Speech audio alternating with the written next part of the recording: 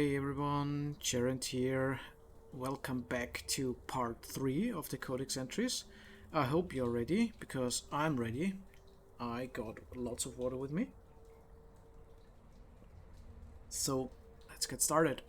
We stopped at the secondary Codex part with the aliens and non-console races, and we will continue with Citadel and Galactic Government.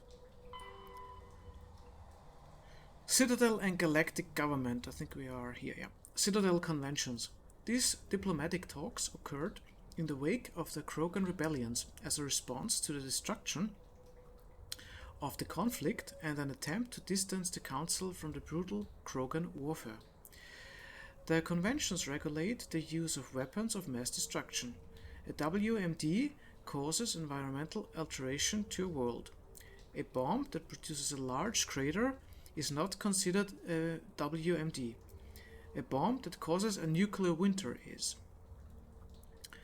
Use of WMD is forbidden on garden worlds, like Earth, with ecospheres that can readily support a population. If a habitable world is destroyed, it will not be replaced for millions of years. The conventions do not forbid the use of WMD on hostile worlds, or in sealed space station environments. Many militaries continue to develop and maintain stockpiles. The convention graded weapons of mass destruction into tiers of concern. Tier 1 is the greatest threat to galactic peace. Tier 1. Large kinetic impactors such as asteroid drops or deorbiting space stations. Effectively free and available in any system in the form of debris left over from planetary accretion. Kinetic impactors are the weapon of choice for terrorists and third galaxy nations. Tier 2. Uncontrolled, self-replicating weapons such as nanotechnology, viral or bacteriological organisms, von Neumann devices, and destructive computer viruses. These weapons can lie dormant for millennia, waiting for a careless visitor to carry them to another world. Tier 3. Large energy burst weapons, such as nuclear or antimatter warheads. Tier 4. Alien species deliberately introduced to crowd out native forms necessary for the health of an ecosystem. Ecological tampering can take years to bear fruit, making it difficult to prove. Citadel Station. Citadel Security Services, CSEC. Citadel Security is a volunteer police service answering to the Citadel Council. The 200,000 constables of CSEC are responsible for maintaining public order in the densely populated Citadel. They also provide pirate suppression, customs enforcement, and search and rescue throughout the Citadel cluster. CSEC has 6 divisions. Enforcement. Uniformed officers who patrol the Citadel and respond to emergencies. Investigation. Detectives who puzzle out the truth behind crimes and bring perpetrators to justice. Customs. Screens the thousands of passengers and cargo containers that pass through the Citadel's ports every day. Network. Deals with cybercrimes like identity and copyright theft, hacking and viral attacks, and illegal artificial intelligence. Special Response. Deals with hostage situations, bombs, and heavily armed criminals. In the unlikely event that attackers board the Citadel, they are also the front line of defense, armed with military-grade equipment. Patrol. Naval Arm, with ships stationed throughout the Citadel cluster. Unlike the other divisions, they are rarely seen at the Citadel, nor do they stay in one place long. Joining CSEC is prestigious. Applications must be sponsored by a Citadel Councilor or the ambassador of an associate council race. Generally, applicants have many years of distinguished service in the military or police forces of their nation, but an inexperienced applicant with demonstrable talent will be fairly considered. CSEC and Spectres are often at odds.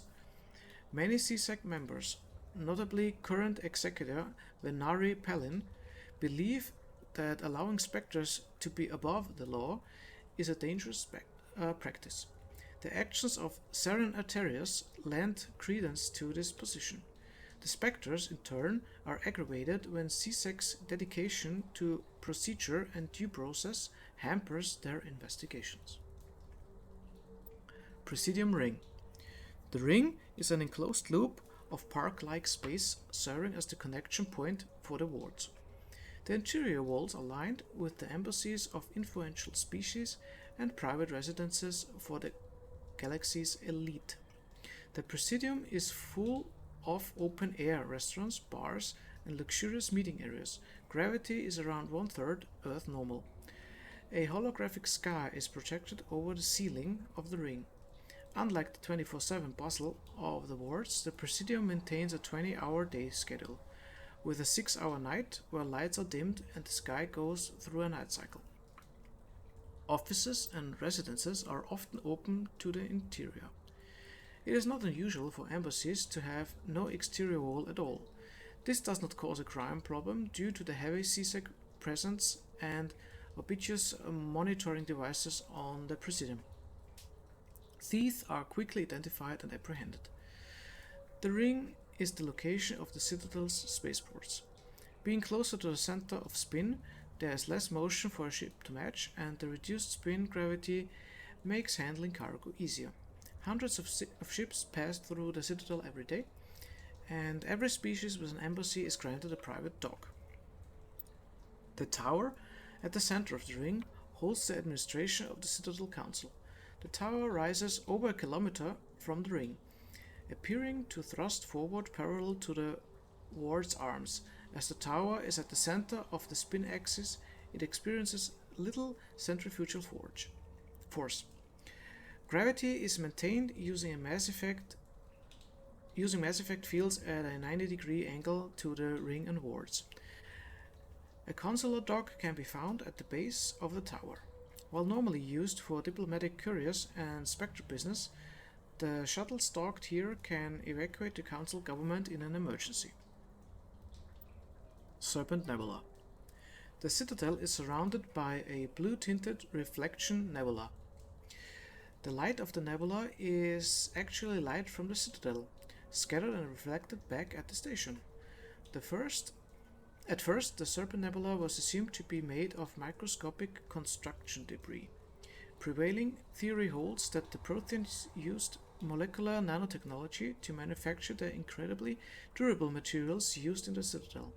But unlike other nebulae, the Serpent does not dissipate over time. Therefore, it must be replenished constantly. The current popular theory is that the non-recyclable waste collected by the Citadel's keepers is somehow rendered down to the atomic or molecular level and ejected into the cloud. The thick nebula presents a navigation hazard. Beyond the relatively clear areas around the Citadel, electrical discharges are common. These are not blocked by kinetic barriers and can severely damage metal-framed starships. In addition, some dense knots of dust can overwhelm the repulsion of kinetic barriers of smaller ships. If such a vessel is moving fast enough at the time, the effects are similar to being hit by a sandblaster.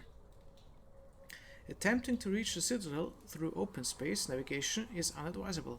The only safe approach is through the various mass relays that orbit it. Citadel Station statistics. I don't think we have to go through that. And I think we already saw it, because it was not marked. Citadel Station wards. The majority of the Citadel's population lives in the wards, the 5 massive arms of the station that host the residential and commercial districts. Many galaxy races have established cultural enclaves here. Population density and cost of living are extremely high, akin to Earth cities such as Hong Kong and Singapore. The wards are open-topped, with skyscrapers rising from the superstructure. Towers are sealed against vacuum, as the breathable atmosphere envelope is only maintained to a height of above 7 meters. The atmosphere is contained by the centrifugal force of rotation and a membrane of dense, colorless, sulfur hexafluoride gas, held in place by carefully managed mass effect fields. The view from the wards is spectacular. In the background, stars Serpent Nebula and the nearby blue giant called the Widow move across the sky as the station rotates to stabilize itself. In the foreground, the lights of buildings and vehicles on the opposing ward arms perpetually shine. The Citadel has no real day or night. While the station keeps the standard galactic time for political functions, businesses rarely close, and residents acclimate to sleep and work according to personal need rather than a day-night cycle. Additions and modifications are constantly being constructed, though they must stay within certain specifications that will not compromise the operation of the station. Occasionally, the keepers will descend on an area of the wards and move or change the architecture without explanation. Residents have learned to live with these inexplicable intrusions. Treaty of Pharixon.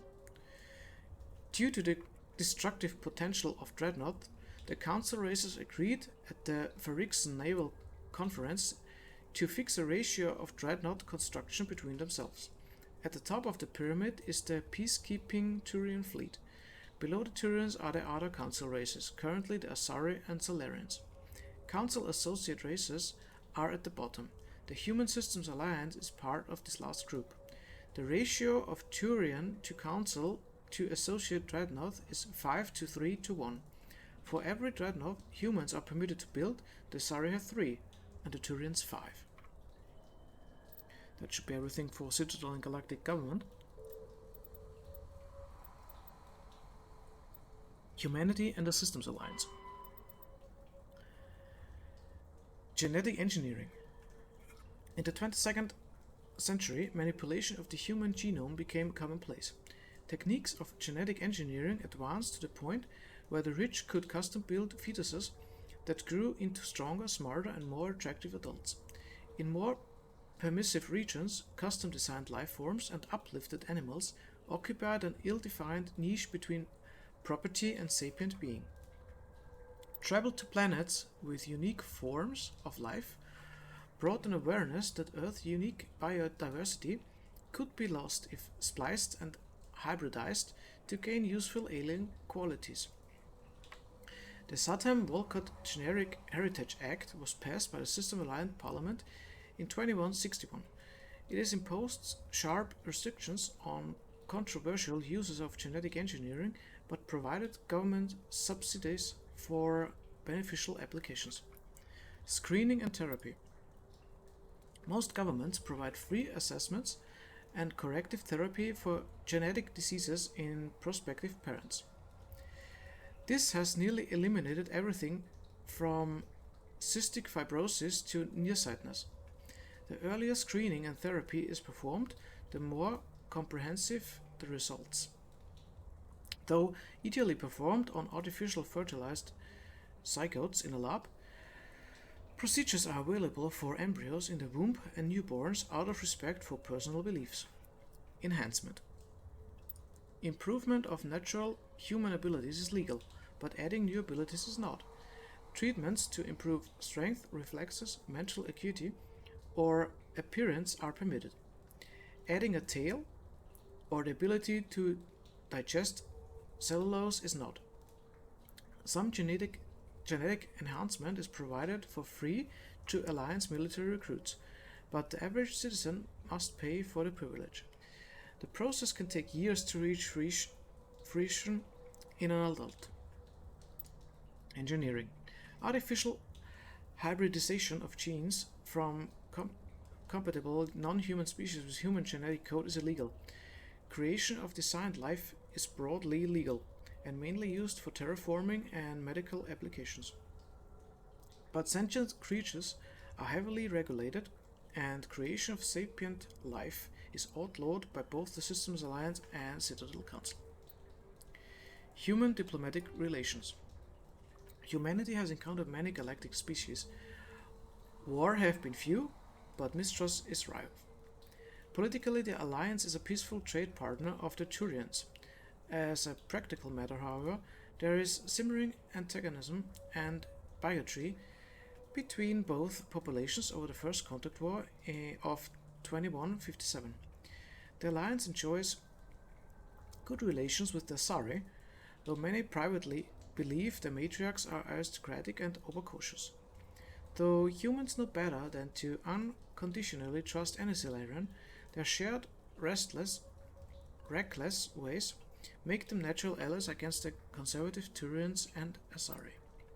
The Krogan have no unified government, but individuals are generally treated as potential criminals, a reputation most Krogan enjoy living down to. The Alliance has no formal contact with the Quarians. Their migrant fleet has not yet passed through any human-settled systems. The Batarians are rivals for control of the Skyllian Verge. They severed their treaties with the Citadel to prosecute a colonial conflict against the Alliance. Officially, there is no war, but neither is there any peace. Geological Survey. As the human race expands its territory and raises the general standard of living, demand for industrial resources continues to grow. Many planets, moons and asteroids contain a wealth of resources, but many systems have barely been charted, let alone thoroughly surveyed. Unmanned probes are one solution, but they are often lost to space hazard, unforeseen circumstances, or theft by salvagers. In recent years, AGES, the Alliance Geological Service, has offered bounties to private individuals or teams willing to perform mineralogical surveys on the frontier. This survey data is made publicly available to further corporate development. Due to the cost of travel and the dangers of operating on hostile worlds, it is rarely a profitable endeavor. Light metals. Metals with low atomic weight are often used in the construction of spacecraft and vehicles. Heavy metals. Metals with higher atomic weights are used to construct equipment components. The platinum group elements are particularly useful. Rare earths. Most useful materials in this category are radioactives or magnets. Gases. Various gases are required to support all known forms of sapient life. Some are commonly used as fuel. Military doctrine. The Alliance military is of great concern to the galaxy. At first contact with the Turians, they were completely inexperienced. Turian disdain changed to respect after the relief of Shang-Chi, where the humans surprised them with novel technologies and tactics. The human devotion to understanding and adapting to modern space warfare stunned the State Council races. For hundreds of years they had lived behind secure walls of long-proven technologies and tactics. The Council regards the Alliance as a sleeping giant. Less than 3% of humans volunteer to serve in their military, a lower proportion than any other species. While competent, Alliance soldiers are neither as professional as the Turians nor as skilled as the Asari. Their strengths lie in fire support, flexibility, and speed. They make up for lack of numbers with sophisticated technical support, VIs, drones, artillery, electronic warfare, and emphasis on mobility and individual initiative. Their doctrine is not based on absorbing and dishing out heavy shocks like the Turians and Krogan. Rather, they bypass enemy strong points and launch deep into the rear, cutting supply lines and destroying headquarters and support units, leaving enemies to wither on the vine. On defense, the human military is a rapid reaction force that lives by Sun Tzu's maxim: he who tries to defend everything defends nothing. Garrisons are intended for scouting rather than combat, avoiding engagement to observe and report on invaders using drones. The token garrisons of human colonies make it easy for alien powers to secure them, for which the Alliance media criticizes the military. However, the powerful fleets stationed at phase gate nexuses, such as Arcturus, are just a few hours or days from any colony within their sphere of responsibility. In the event of an attack, they respond with overwhelming force. We already had that because it's not marked. Military ranks. The Alliance uses a modified version of the ranking system that has been used for hundreds of years. Soldiers are classified into rank and file enlisted personnel, experienced non-commissioned officers, NCOs, and specially trained officers. The divide between naval personnel and ground forces, Marines, is small. Ground units are a specialized branch of the fleet, just as fighter squadrons are. This unity of command is imposed by the futility of fighting without control of orbit. Without the Navy, any army is pointless. The Marines, as a matter of pride, maintain some of the traditional rank titles. For example, Marines have privates and corporals instead of servicemen. In ascending order of responsibility, the ranks of the Alliance are enlisted: serviceman 3rd class, private 2nd class, serviceman 2nd class, private 1st class, serviceman 1st class, corporal. NCOs: service chief, gunnery chief, operations chief. Officers: 2nd lieutenant, 1st lieutenant, staff lieutenant, lieutenant commander, that's my rank, staff commander, captain, major, rear admiral, general, admiral, fleet admiral. Systems Alliance N7. The Alliance Military Vocational Code system classifies the career path of all serving personnel. The MVC consists of one letter and one number. A soldier's MVC indicates proficiency, not rank. The letter notes career path. The number indicates level of experience, as indicated by service record. Technical scores and commendations. All 26 letters are used, and numbers run from 1 to 7. N is the letter code for Special Forces personnel. Terra Firma Party. Terra Firma is an alliance political party formed after the First Contact War. Its policy agenda is based on the principle that Earth must stand firm against alien influences. This covers a variety of legislation. Recent activities by Terra Firma include opposition to the law requiring high school alien language study, a proposal to increase tariffs on alien imports, and leading a popular movement to mark the First Contact War with a public holiday. Though founded by well-meaning individuals who feared the submersion of native human cultures under a wave of alien woke, Terra Firma's agenda attracts mainly jingoists and xenophobes. Timeline. I think we already had that. So we have still something to go. Plans and locations. Station. Arcturus Station. Arcturus Station is the gateway to Seoul, a 5-kilometer diameter Stanford Torus-type space station at the trailing Lagrange point of the gas giant Themis. Construction on Arcturus Station began in 2151 and concluded in 2162. It was inaugurated in 2156 and has served as the military and political headquarters of the Systems Alliance from the First Contact War until the present. When humanity activated the Charon mass relay in 2149, it led to Arcturus, 36 light-years from Sol, Earth's sun. Arcturus is the third brightest star seen from Earth. It is an ancient red giant from the generation born before Sol. Its worlds are either gas giants or ice chunks. While some rocky debris exists, the metal content is 25% lower than normal. To build Arcturus Station, metallic asteroids were towed through the mass relays to the construction site. Many of the asteroids remain near the station. Their mined-out areas come to transient populations. The expense of bringing construction materials into the system was acceptable due to its strategic value.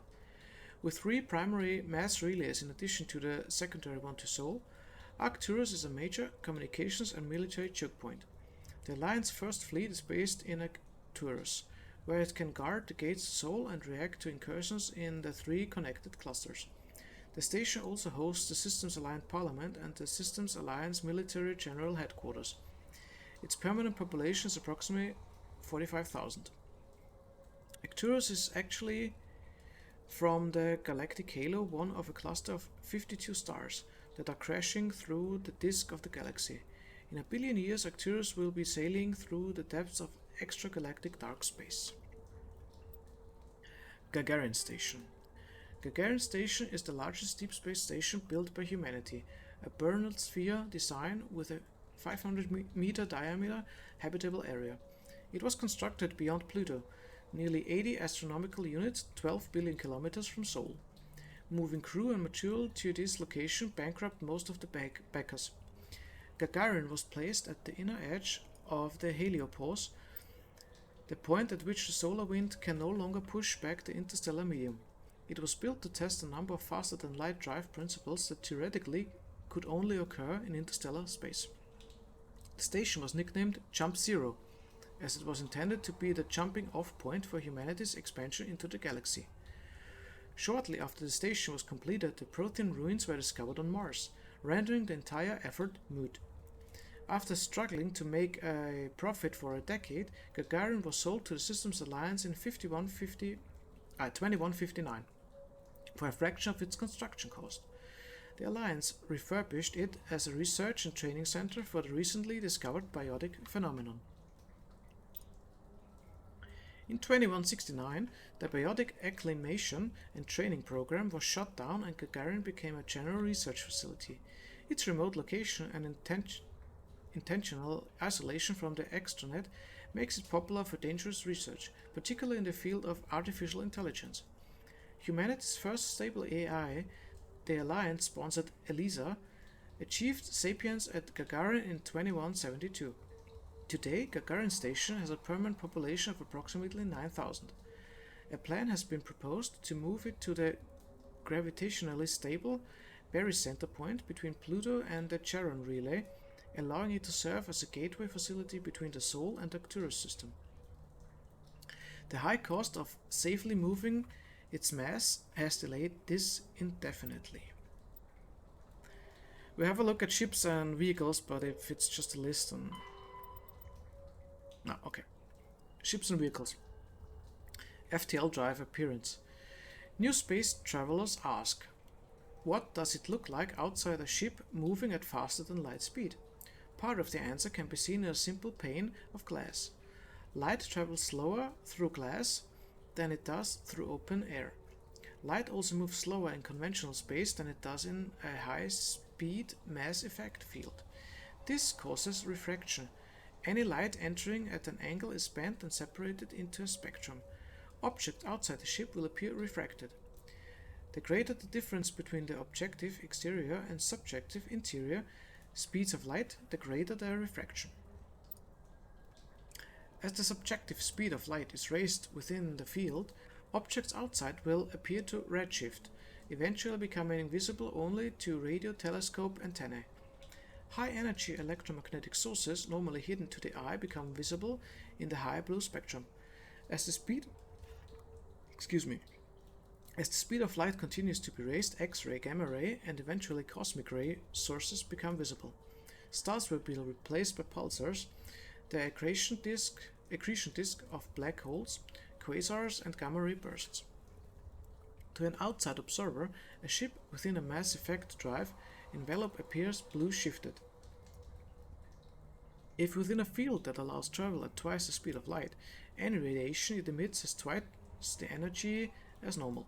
If the ship is in a field of about 200 times light speed, it radiates visible light as X-rays and gamma rays, and the infrared heat from the hull is blue shifted up into the visible spectrum or higher. Ships moving at FTL are visible at great distances, though their signature will only propagate at the speed of light. Drive charge. As positive or negative electric current is passed through an FTL drive core, it acquires a static electrical charge. Drives can be operated an average of 50 hours before they reach charge saturation. This changes proportional to the magnitude of mass reduction. A heavier, faster ship reaches saturation more quickly. If the charge is allowed to build, the core will discharge into the hull of a ship. All ungrounded crew members are fried to a crisp. All electronic systems are burned out, and metal bulkhead may be melted and fused together. The safest way to discharge a core is to land on a planet and establish a connection to the ground, like a lightning rod. Larger vessels like Dreadnought cannot land and must charge into a planetary magnetic field. The ship passes the charge from the drive core to the exterior armored hull, then dives into the magnetic field. As the hull discharges, sheets of lightning jump away into the field. creating beautiful auroral displays on the planet. The ship must retract its sensors and weapons while dumping charge to prevent damage, leaving it blind and helpless.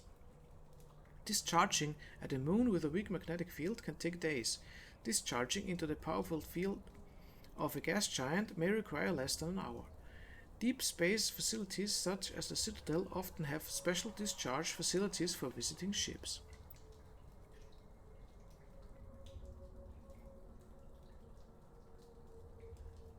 Combat endurance. Heat limits the length and intensity of ship-to-ship combat.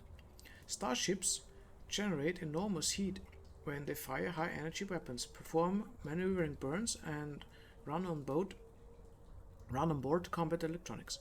In combat, warships produce heat more quickly than they disperse it.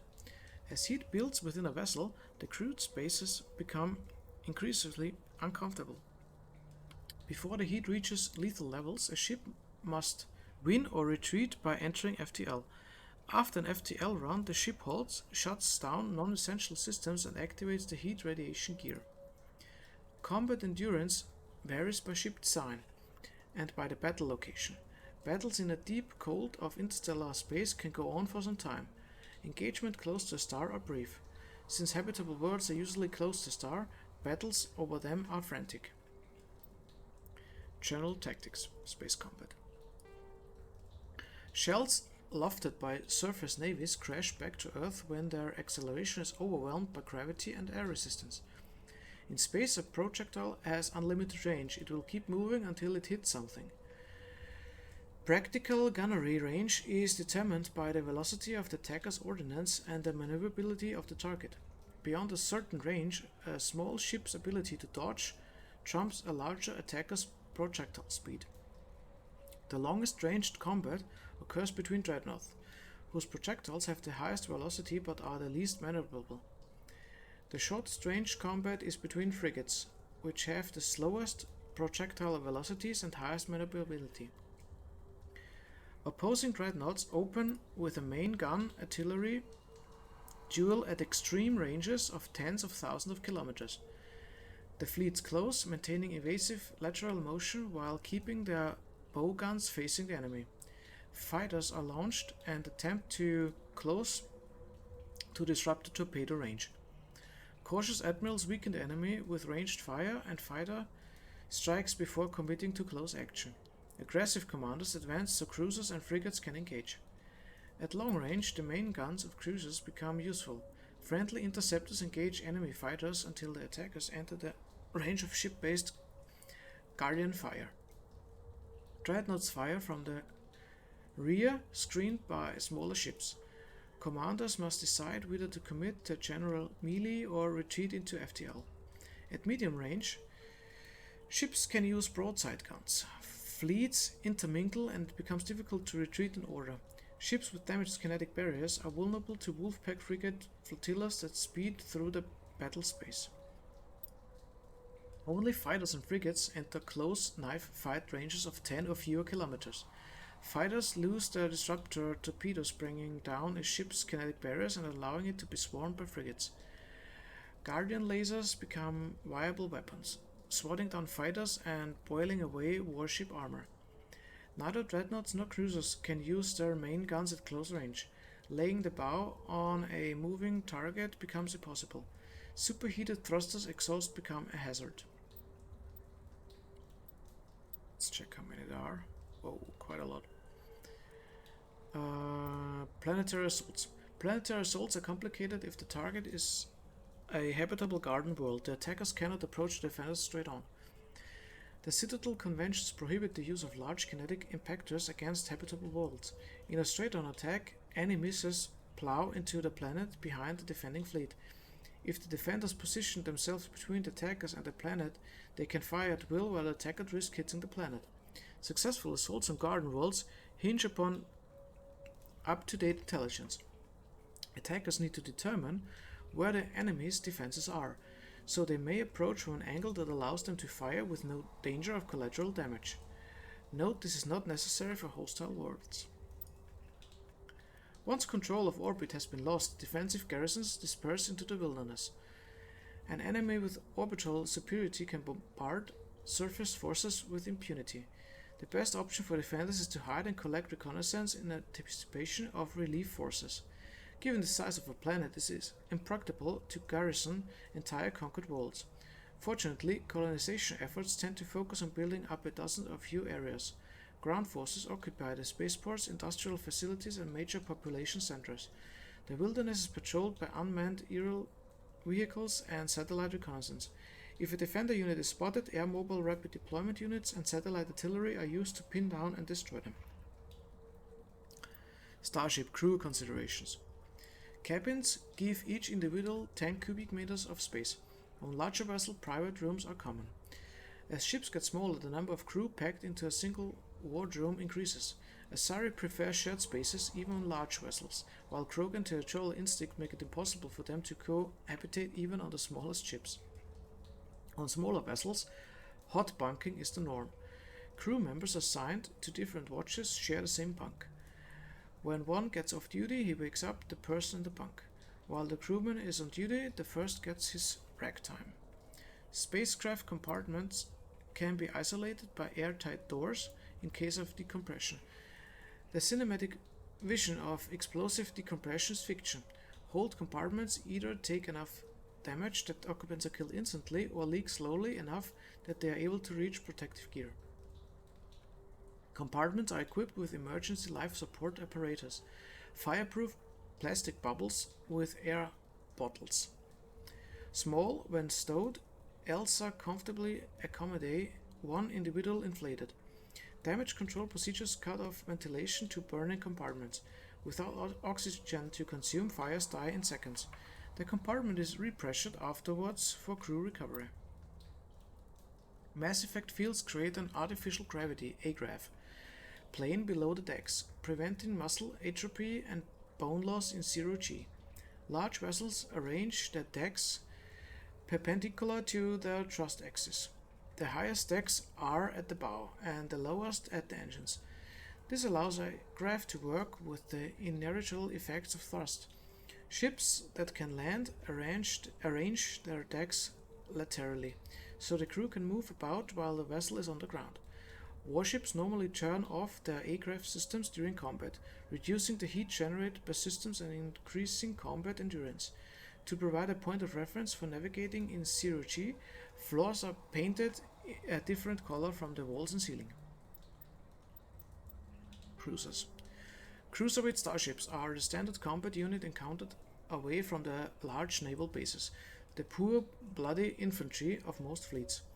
Nimble scouting frigates have neither the punch nor the stamina to stand up to serious combat, and the mighty dreadnoughts are a strategic resource carefully hoarded and committed to the most critical battles.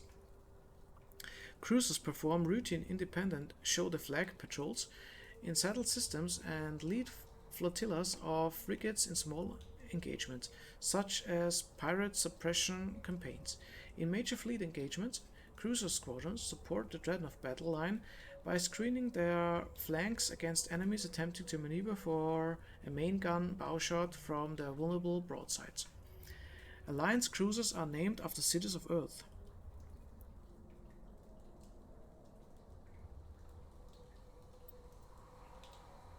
Dreadnought. The Dreadnought is the ultimate arbiter of space warfare. Millions of tons of metal, ceramic, and polymer dedicated to the protection of firepower against an enemy vessel or of like ability. No sane commander would face a dreadnought with anything less than another dreadnought. A dreadnought's power lies in the length of its main gun. Dreadnoughts range from 800 meters to 1 kilometer long, with a main gun of commensurate length. An 800 meter mass accelerator is capable of accelerating 1-2 kilogram slug to a velocity of 283 kilometers per second every 2 seconds. Each slug has the kinetic energy of 38 kilotons of TNT, 3 times the energy released by the fission weapon that destroyed Hiroshima. When used to bombard planets, some of the kinetic energy is lost to atmospheric re-entry friction.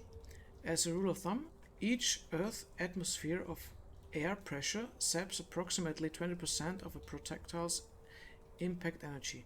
The Turian fleet presently has 37 dreadnoughts, the Asari 21 and the Solarian 16. Humanity has 6, with an additional hull under construction at Arcturus Station. Alliance battleships are named for mountains on Earth: Everest class, Everest, Fuji, Elbrus; Kilimanjaro class, Kilimanjaro, Taishan, Shasta, Aconcagua, under construction. Starship fighters. Fighters are single-pilot combat small craft. They are lightweight enough that they can be economically fitted with powerful Element 0 cores, making them capable of greater acceleration and sharper maneuvers than starships. Kinetic barrier shields changed starship battles from short, vicious bloodbath to extended, indecisive slugging matches. Only the main gun of a dreadnought could punch a mass accelerator slug through the barriers of an opposing dreadnought. This changed with the development of the fighter-launched mass disruptor torpedo, a short-ranged weapon that can penetrate kinetic barriers to destroy their protector assemblies. Starship Guardian defenses must be overwhelmed through swarm tactics. Fighter groups can take heavy casualties pressing their torpedo attacks home. Once fighter-launched torpedoes have crippled an enemy's barriers, the mass accelerators on frigates and cruisers can make short work of them. Interceptors are a type of fighter optimized to attack other fighters, with no ability to damage starships. Interceptors are used to screen friendly units from incoming fighter attack. Frigates. Frigates are light escort and scouting vessels. They often have extensive guardian systems to provide anti-fighter screening for capital ships and carry a squad of marines for security and groundside duty. Unlike larger vessels, frigates are able to land on planets. Frigate drive systems allow them to achieve high FTL cruise speeds. They also have proportionally larger thrusters and lighter design mass, allowing them to maneuver more handily. In combat, speed and maneuverability make a frigate immune to the long-range fire of larger vessels. In the time it takes projectiles to reach them, frigates are no longer where they were predicted to be. In fleet combat, frigates are organized into wolf-pack flotillas of 4 or 6. Wolf-packs speed through enemy formations, hunting enemy vessels whose kinetic barriers have been taken down by fighter-launched disruptor torpedoes. The wolf-pack circles strafes vulnerable targets, using their superior speed and maneuverability to evade return fire. Alliance frigates are named for great battles in human history. So, Normandy, Second World War, landing of the troops. Starship heat management. Dispersal of heat generated on onboard systems is a critical issue for the ship. If it cannot deal with heat, the crew may be cooked within the hull. Radiation is the only way to shed heat in a vacuum. Civilian vessels utilize large, fragile radiator panels that are impossible to armor.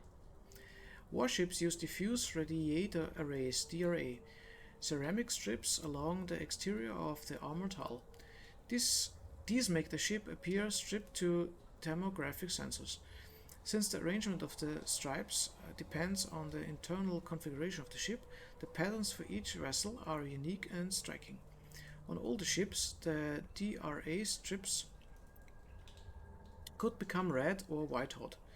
Dubbed tiger stripes or war paint by humans, the glowing DRA had a physiological impact on pirates and irregular forces. Strip radiators are not as efficient as panels, but if damaged by enemy fire, the ship only loses a small portion of its total radiation capacity. In most cases, a vessel's DRA alone allows it to cruise with no difficulties. Operations deep within a solar system can cause problems. A ship engaged in combat can produce titanic amounts of heat from maneuvering, burns, and weapon fire. When fighting in a high heat environment, warships employ high efficiency droplet heat sinks. In a droplet system, tanks of liquid sodium and lithium absorb heat within the ship. The liquid is vented from spray nozzles near the bow as a thin sheet of millions of micrometer scale droplets. The droplets are caught at the stern and recycled into the system. A droplet system can sink 1 to 100 times as much as their airstripes. Droplet sheet resemble a surface ship's wake through the water. The wake peels out in sharp turns, spreading a fan of droplets as the ship changes vectors and leaves the coolant behind. We already had sensors.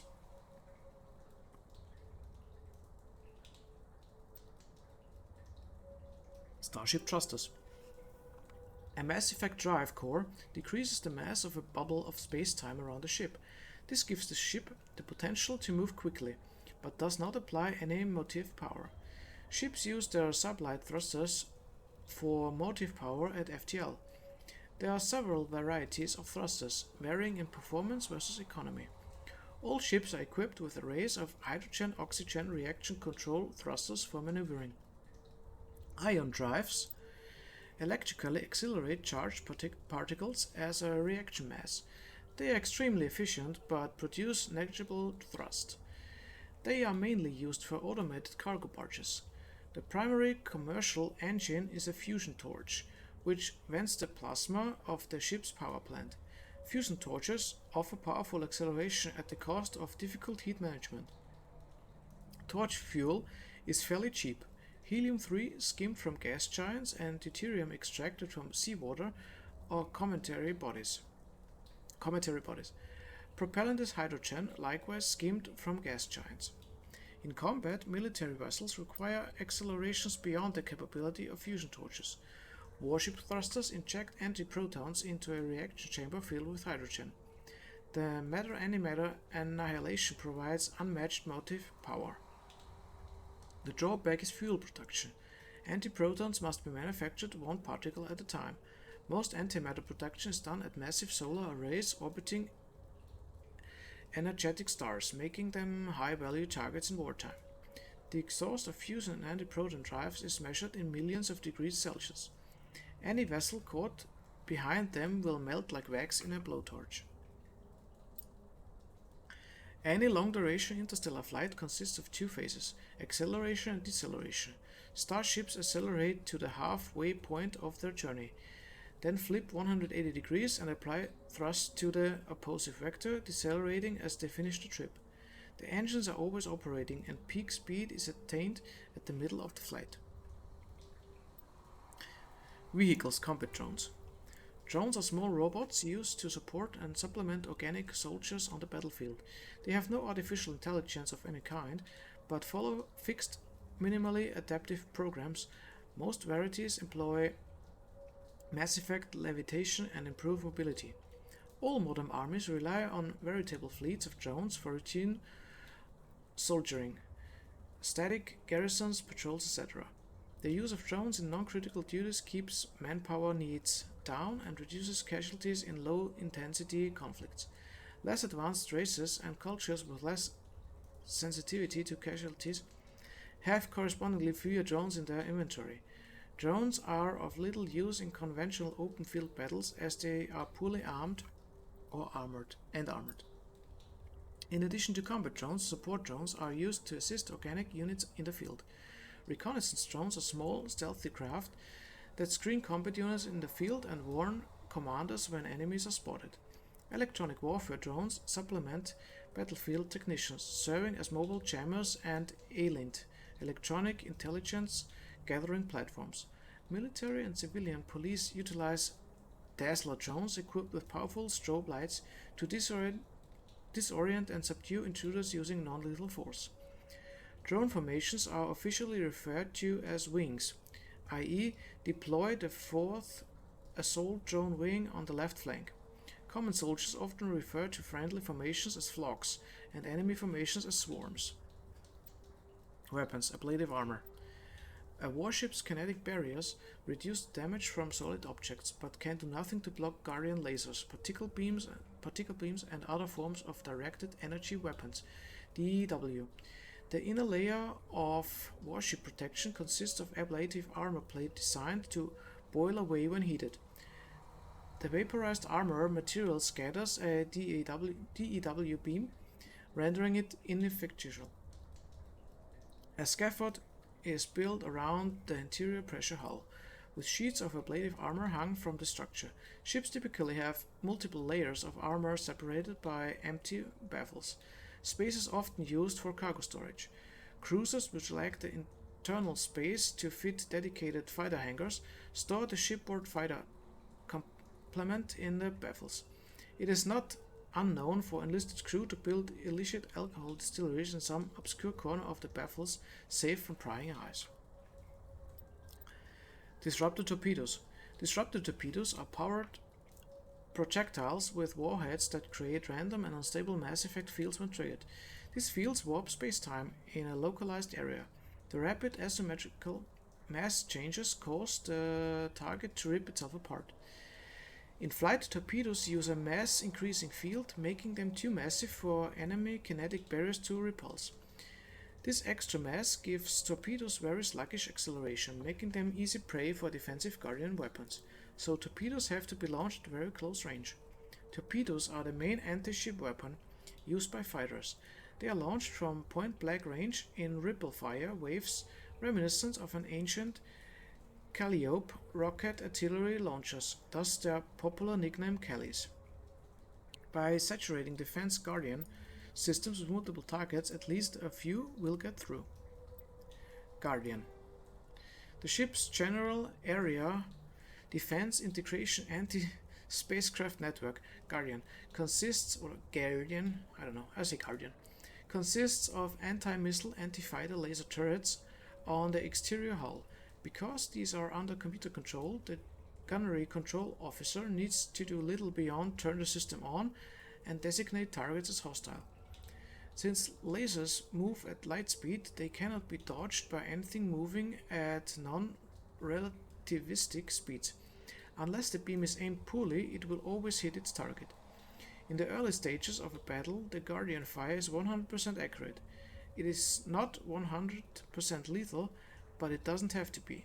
Damaged fighters must break off for repairs. Lasers are limited by diffraction. The beam spreads out, decreasing the energy density, watts per MTU, the weapon can place on a target. Any high-powered laser is a short-range weapon. Guardian networks have another limitation: heat. Weapons-grade lasers require cooldown time, during which heat is transferred to sinks or radiators. As lasers fire, heat builds within them, reducing damage, range, and accuracy. Fighters attack in swarms. The first few will be hit by Guardian. As the battle continues, the effects of laser overheat allow the attackers to press even closer to the ship. Constant use will burn out a laser. Guardian lasers typically operate in infrared frequencies. Shorter frequencies would offer superior stopping power and range, but degradation of focal arrays and mirrors would make them expensive to maintain, and most prefer mechanical reliability over bleeding edge performance where lives are concerned. Solarians, however, use near ultraviolet frequency lasers with 6 times the range, believing that having additional time to shoot down incoming missiles is more important. Lasers are not blocked by the kinetic barriers of capital ships. However, the range of lasers limits their use to rare knife fight range ship-to-ship combat. Okay, that should conclude ship and vehicles. We already have that watched. I've already watched that or read that, so we take the last one and get it over with. Technology. Wow, that's a lot. Biotic games.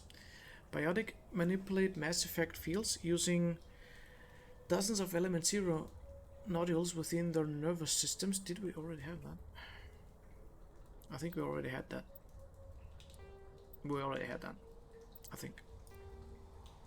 Let me just think. Yeah, we already had that. Life is a biotic. I think we already had that too. Biotic training. Biotic implants and amplifiers only provide the potential to create coherent mass effect fields. Whether bionics can actually do so is largely determined by their training. Biotics must develop conscious control over their nervous system, sending spectral electrical impulses to the element zero nodules embedded in their nerves. They are taught to use their implants and amps with biofeedback devices and physical mnemonics. Specific gestures or muscle movement fire the proper sequence of nerves to activate a certain skill. Conatix Industries pioneered biotic training with the Biotic Acclimation and Temperance Training Program. Although BART did not achieve the desired results, many techniques thought are still used today. Many human think tanks are trying to develop some form of biotic super soldiers. Most are benign efforts to create more flexible troops. Others, less publicly known, are unapologetic attempts to create Nietzschean Superman. I just have to quickly read it over. Yeah. I mean, I think I have read it already, but if not, I'll leave it here. You can stop the video and read it for yourself. Communications Administration. While Combo, oh god, that name. While Combo is rapid transmission, there's a finite amount of bandwidth available. Given that trillions of people may be trying to pass a message through a given buoy at any one time, access to the network is parceled out to priority tiers. The Citadel Council and the specters of absolute priority. If they are using all the bandwidth, everyone else must wait. Individual governments and their militaries enjoy the next highest tier. During wartime, civilian communication can suffer hours or even days of lag. Intelligence agencies study ping time through various systems to predict military buildups. Below the governments and militaries, bandwidth priority is sold to the highest bidder. Media conglomerates, particularly headline news networks, purchase higher priority to provide their viewers with timely information. Corporations that require timely information and response capability, for example financial institutions and investment firms, also invest heavily in priority access. The funds acquired through sales of bandwidth are used to maintain and expand the communications infrastructure. While everyone with a computer has guaranteed free and unlimited access to the galactic extranet, they are last in line for bandwidth and may have to wait for their requests to be processed. Bandwidth resale corporations use investment capital to purchase blocks of high priority access made available by paid subscription. Like it is now, I guess. Mythology. As the population of the galaxy increases and new worlds are settled, timely access for home users and frontier settlement with underdeveloped communication infrastructures is a growing problem. To ameliorate bandwidth issues, a sophisticated array of data caches and virtual intelligence search agent programs are available. When a user submits a query, it is first routed to the data cache on the colony or star system. At the cache, the user's search agent VI collates mountains of logically stored data to find the desired material. If the information is not available locally, the query is passed along to neighboring systems, and then outward in an expanding network. VI search agents in those systems replicate the search. If the desired information is found, it is processed into a burst file and queued for transmission to the source system. The burst is assigned a priority based on the number of queries for it. The greater the number of queries, the higher the priority. When a new solar system is first connected to the net, a selection of the most popular data is installed locally. Though storage hardware is cheap, the capacity required to hold all the data produced every day by trillions of people on hundreds of worlds is not trivial. It's not economical to store local copies of all the data available on obscure topics just in case. As colonies mature, older and less popular chunks of data filter into them as a result of queries and are placed in the local archive. Searches for obscure topics are increasingly likely to produce instant results as their chief grows. Creds. The standard credit was established by the Citadel's Unifying Banking Act as the currency of interstellar trade. The credit has a managed floating exchange rate, calculated in real time by the central bank to maintain the average value of all participating currencies. Some regional currencies are worth more than a credit and some less. Hard currency can be stolen or counterfeited, so electronic fund transfers are the norm. More importantly, physical transactions cannot be easily tracked, making them ideal for tax evasion or the purchase of illegal goods.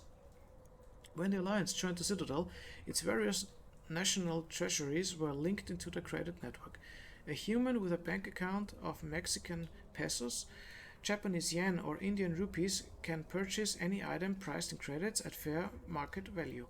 All economies that participate in the credit network are required to price items in both local currency and credits. And this concludes the secondary codex. Wow. So we still got a lot to go there on the primary.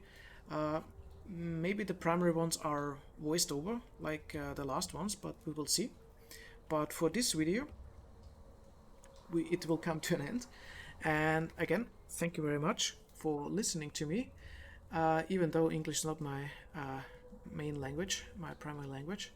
And I hope to see you again for the next Codex entry. We will see if it's the last or not, but there will definitely be another one. So till then, see you for the next one. Have fun and bye bye.